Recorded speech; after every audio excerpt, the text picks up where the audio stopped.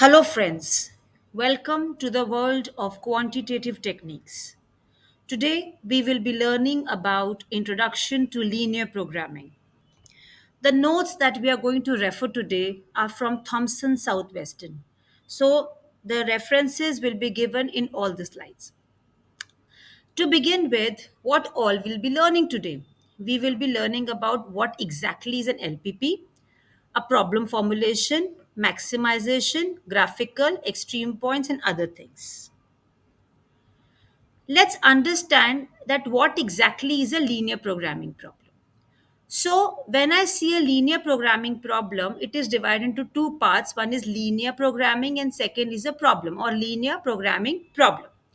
Linear is something that refers to a line, right? And a problem, as we are talking about a management problem, it is comprising of few parts. The first is your goal or the objective. My objective is either to maximize or minimize. When I say maximize, my maximization can be profit. When I say minimize, the minimization can be to minimize the cost or the time associated. So the objective is either to maximize or minimize some quantity, that is going to be the objective. Also, as we have some objective, there may be certain restrictions or constraints. So they are called as the limitation or the constraints that limit the degree to which the objective can be pursued. That means up to that limit we can achieve the objective. Next, whatever we have from the constraints, something that satisfy the constraints or to get the objective, we are going to have the feasible solution. So a feasible solution is something that satisfy all the problems constraints, right? And after we have a set of feasible solution, we want to find the best solution, and the best solution will be one which is going to give me the largest possible objective function. If I have to maximize or minimize के लिए हमारे पास क्या होगा? The smallest one. So something which is going to give me the best solution is called as a optimal solution, right? And when we have two variables, say xy or x1 y1 etc., or x1 x2 etc., something like this I have, then we are going to have for two variables, the most easiest form of doing is a graphical solution. So, coming back to the linear programming problem, if both the objective and the constraints are linear, then they are said to be linear programming. So, let me just give you an example. Supposing I have 2x plus 3y less than equal to 6, or 4x plus y equal to 7, or x equal to 8, or x less than equal to 20. As you can see, the higher power or the highest power of all the variables is actually 1 or at the max 0. So this is called as a linear function, right? So the linear functions are the one in which each variable appears in the separate term with the first power. Either it can be multiplied with a constant or it can be 0, but it has to be, the power has to be 1. Also, when I say the constraints, they are linear, so it can be either less than equal to, or greater than equal to. Or I can also have, let's say, x plus y greater than equal to 7. So all these are linear constraints. They are constraints or the conditions or the inequalities or the linear functions. Now, when we talk about problem formulation, till in all my previous, in videos, you must have understood what exactly is your business modeling. So, when we say a problem formulation is required, it means there is some verbal statement which we have to translate to make it into a mathematical statement. Like, for example, I am saying that I have some profit, I have some conditions of some, you can say, some parts that has to be used, some minimum requirements are there. So when I convert this into mathematical equations, this is called as a problem formulation or a mathematical model. Or it can be a diet problem, or it can be a, an allocation problem, any kind of problem which we are going to convert into a mathematical statement is called as problem formulation. Now, what are the major guidelines we have to keep in mind for model formulation? First of all, I need to understand the problem. We need to understand the words. We need to understand what exactly the problem is trying to say. Once we understand, we have to describe the objective, whether we have to maximize or we have to minimize. These are the only two conditions we have to keep in mind. Then we have to describe each constraint or the restrictions as per which the objective has to be obtained. Then we are going to have the decision variables. The variables which are going to affect the objective function are called as decision variables. So we also have to define them, whether they are x, y, what kind of variables are there, we have to identify them. After that, we have to write the objective and the constraints in terms of my decision variables. So we are going to learn with examples, so that is making going to make you more clear. So this example is of Olympic Bike Company. It's a mini case lead that we are taking. Olympic Bike is introducing two lightweight bicycle frames, deluxe and professional. When I say कि इसके अंदर दो bicycle frame बनते हैं, one is deluxe and second is professional, and it is made from two components. One is special aluminium and steel alloys. The anticipated profits are $10, and for the deluxe it is for $15 for the professional, right?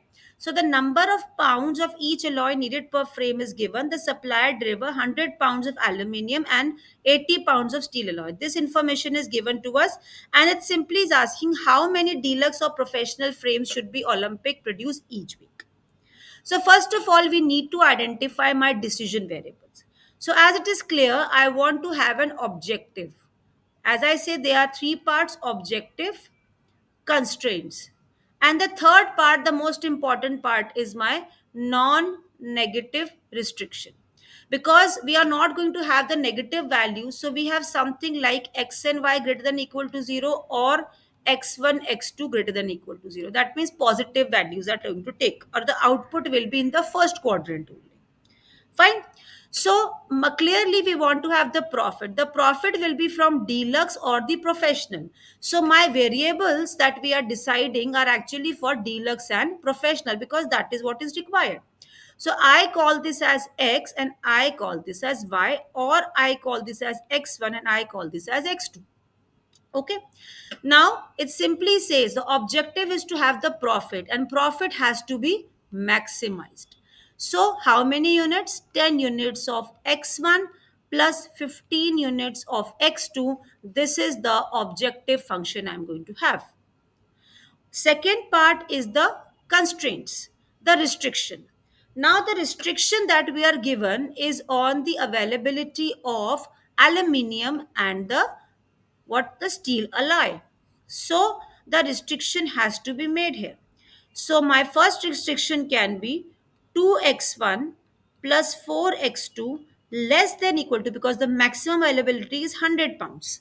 Similarly, for the second one, we can have 3x1 plus 2x2 is less than equal to 80. So this can be the second part, that is the constraints. Also, we cannot have a negative number of deluxe or the professional frames, so x1 and x2 is going to be positive. So let's proceed to the next part. So clearly, as per the rule, we have a verbal statement that is to maximize. Next is of the constraints, that will weekly usages will be less than equal to, because that is the maximum availability. And the definition of the variables is x1 represents the number of deluxe frames and x2 represents the number of professional frames produced weekly. So as we have discussed, this is the same model formulation that we have done earlier. So I hope that now you can at least understand how to convert a language problem or a statement problem into the mathematical modeling. Because this is the first step. After this, we apply the tools of graphical or simplex or assignment or transportation. After that, so the first ground basic reality is to understand about the model formulation.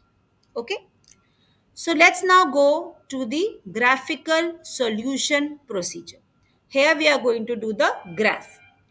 So we can have multiple types of problems. We can have maximization or minimization problem. So the first example that we are taking is the maximization problem. So my objective is to maximize. In this particular example, this is my example number 2 I'm taking. We have an objective function, as it is clear, visible. Objective function. These are the constraints I'm taking. And this is my non-negative restrictions. From here I'm going to have certain kind of feasible solutions, and from feasible solutions we are going to find the best possible solution that will be called as the optimal solution. So till now we have only understood how to convert. Now we are on the procedure of how to solve. So we are on the solution of this particular problem. So the first equation is, let's say x1 less than equal to 6. So always when we apply the graphical part, we have to, plot the points as per equal to, and after that we shade the areas. So the first equation is x1 less than equal to 6. So what I'm going to do, I'm going to plot, let's say this is my x1 and this is my x2. If I had been x and y, then this would have been x and this would have been y, the simple number line. So, depending on what variables name are you given, you have to apply that. Now, x1 equal to 6, it means 6 units of x1 are there, but no units of x2, so we are going to assume equal to 0.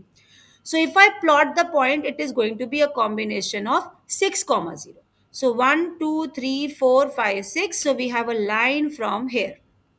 Initially we are going only to put the lines. After that point we are going to do the shading. So सबसे पहले we have to start with the plotting, the point graphical representation of equal to. After that we go for the shading area once we are done with plot. Okay, so as you can see, this is the area, and if I say less than equal to, so once we are done with it, we can draw. This is going to be the shading area because the less than equal to is there, right? Okay. Now we have the second equation, 2x1 plus 3x2 less than equal to 19. So as I said, we are going to solve this particular part and we are going to plot this line. The most easiest form of plotting is like this. We have been doing it in our younger years also, x1 and x2. If I put x1 equal to 0, the point we are going to get is 19 by 3. And if I put x2 equal to 0, we are going to have 19 by 2. So this is the minimum point. 19 by 2 can be written as 91 by 9.5, and 19.3 can be 6.33. So as you can see, the first point that we have is 0 comma 19 by 3, and the second one will be 19 by 2 comma 0. So this is the line that we have got. So this is the points we have got, and it is less than equal to, so again the shading area will be somewhat here. Fine. Okay. Similarly we have x1 plus x2 equal to 8 पे हम line, because line है, shading area will be less than equal to, line हमने बनानी है, तो x1 plus x2 equal to 8. Same pattern, sorry, x1 x2. I put x1 equal to 0, then x2 will have 8. If I put this equal to 0, we have 8. So the points that we have for the minimum, because the line के हमें minimum line segment के हमें minimum 2 points चाहिए होते हैं. और एक चीज और कि आप अगर देखो, if you can see the observe the if you can see that we are only referring to the first quadrant. The reason that we are having the first quadrant, if you remember, is your non-negative restriction. We are only having the positive side. So this will be the portion where we are going to have the non-negative restriction. Fine. Now similarly we have plot the points, and this is what we have got. This is the combined graph. So if ever we try to do the shading part, now this is less than equal to, so I'm just doing it roughly for you. So this will be the area, right? The area for this will be this one, the common area for this one. And if I have something like this, so this will be this one. So if I identify the common portion, it will start from here, go to this point, this particular line, and now this one, right? So O, A, B, C, D, this will be the corresponding polygon that we are getting, that we have, on which we are going to identify the feasible solution. So there is a rule that we have to check the corner points. We don't have to go to the interior and check all the points, but if I only have the corner points available, we can easily, get the feasible solution. So let's do that. Now, these are three equations. Clearly, it is feasible that this point O will be 0, 0. That's very easily available. Point A will be 6, comma 0, right? Point B, we are not sure. Point C, we are not sure. And point D will be what? 6, comma 0, comma 6, right? Now, if you just check this one, B and C. So, B is an intersection of these two lines. That is x1 equal to 6 and the second one, that is x1 plus x2 equal to 8.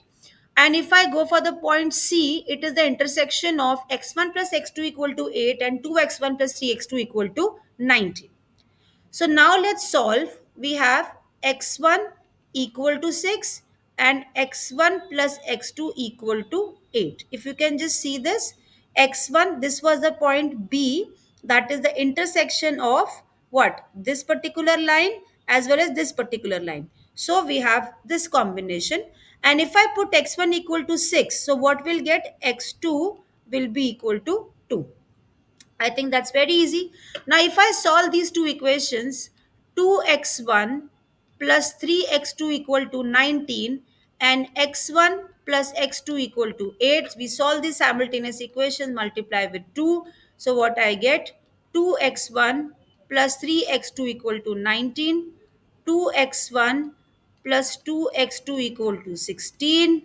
If I subtract, I get x2 equal to 3. So what I get? X1 equal to 5. So we have now the points B, comma C available, right? So as you can see, this is my shaded area, the same one we have done O, A, B, C and D. So O will be 0, comma 0, A will be 6, comma 0, B, as we have discussed just now, this is 6, comma 2, and the third one is C, that is 5, comma 3, and point D will be 0, comma 6. Now, after that, we are going to apply these points to the objective function. My objective function is 5x1 plus 7x2 equal to 35. So, when we plot these points, let's see what we get. On point A, the equation, the objective is 5x1 plus 7x2. So, point O, sorry, this will be 0. If I have point A was 6, comma 0, so this will be 30. Point B was 6, comma 2, so we are going to get some value, right so क्या आएगा मेरे पास we are going to have 42 we have 5 into 6 plus 7 into 2, that is 30 plus 14, which is equal to, this will be my 44, sorry. Then point C, that is 5 comma 3, is going to give me the value, that is 46, and similarly. So when we have the points and the last one is going to be 0 comma 6, again we are getting 42. So as we can see, the best optimal value is 46, which we are obtaining at the point 5 comma 3. So these all O, A, B, C, the points are actually a feasible solution, and the best answer that we are going to get is from the point 5 comma 3. So this will be called as the optimal or the best solution, because it is also satisfying the feasible condition, all the constraints that are available, right? So this is the option variety, right? I hope it's clear. So let's just summarize. We have to prepare a graph for to get the feasible solutions. We have to identify the feasible region, that is the shading part, satisfying all the constraints. We have to draw the objective life function if you want. And finally, the objective is going to give me the largest possible option if we have a maximization problem. If I have a minimization problem, we have to get the least possible, right?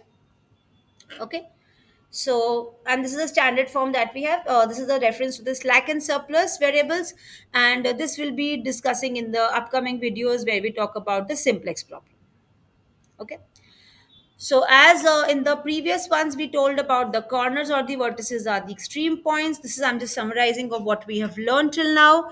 And the optimal solution can be found in the extreme points. And obviously, we don't have to evaluate all the feasible, and we can get only through the extreme points. So, this is the summary of the maximization graphical problem. I hope it's clear to all of you, right? Okay. So, similar to these problems, we have a minimization problem. Just like maximization, our objective is minimization.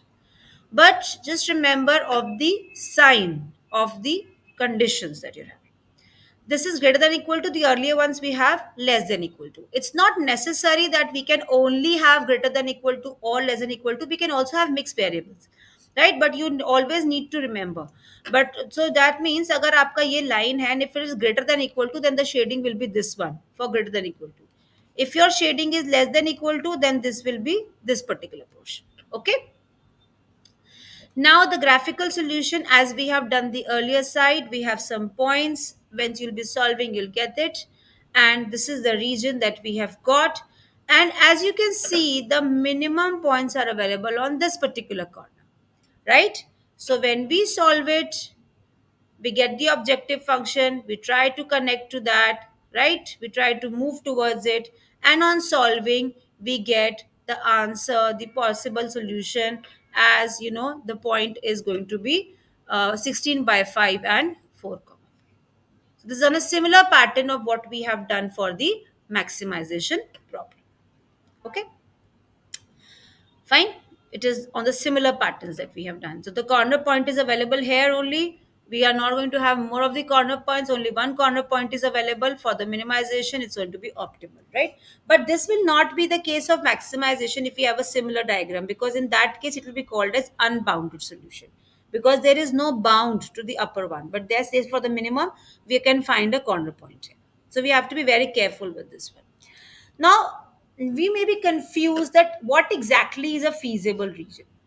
A feasible region is some point. It can be a non-existent area. It can be a single point, a line, a polygon, unbounded. Any of these categories can fall for feasible. Feasible means some region which is going to satisfy all the possible constraints. So feasible means some area, a point, a line, or a polygon which is going to satisfy all the constraints, whether it is the non-negative restriction or the constraints that are possible.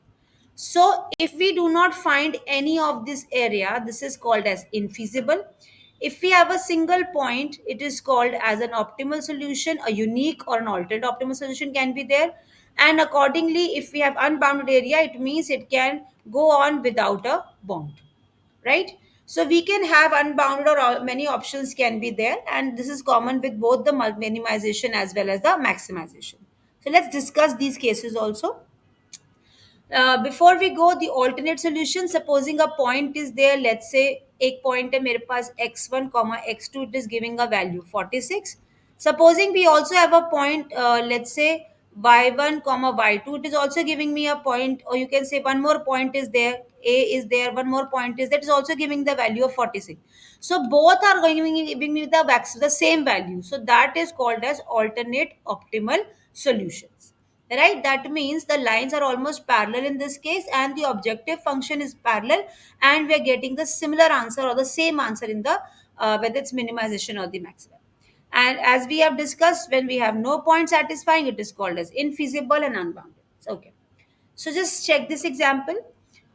We have a maximization case, we have a mixed set of constraints. We have both less than as well as equal. This is my objective, and this is my non negative restriction.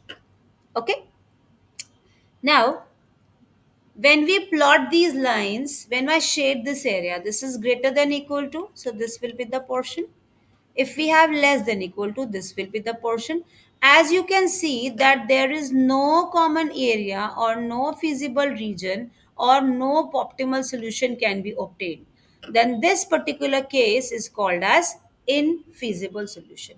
So and we have no area or points etc in common or which satisfy. Satisfy what? All the constraints. Then that is called as infeasible solution. Fine? Okay. Let me check for this example now. We have a maximization problem and we have some area. We have some constraints. Let's see what is happening. We have maximized 3x1 plus 4x2, similar to what we have been plotting earlier. We'll do that. And now what's the beauty? We can see it's greater than equal to the common area will be somewhat here, and for this also is going to be common area will be there, even though it's in corner point. But since we the objective function was maximize, so we are not going to go for this minimum corner point because we have to check for the maximum possibility.